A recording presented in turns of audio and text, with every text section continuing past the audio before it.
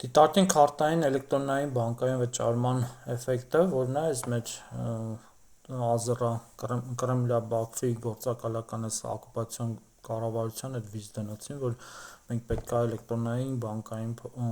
քարտային առևտուր անենք։ Բանն այն է, որ քարտային առևտուրը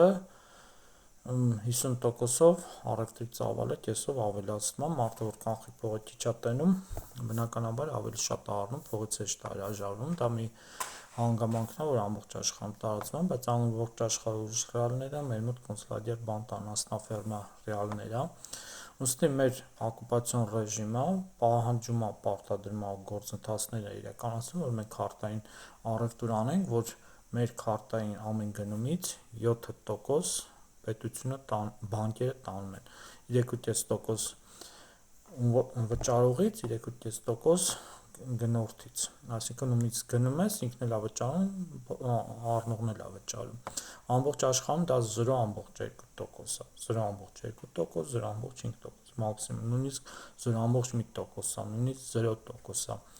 բայց մեր մոտ 7% է, բանկը տանում է համ վճարողից, համ ապրանք ծախողից։ Այսինքն, եթե մեր թվերով բերեմ, եթե մեր նվազագույն աշխատավարձը 88,000 դրամ է, մի տարվա կտրվածքում կլորացված 1 միլիոն դրամ է գալի,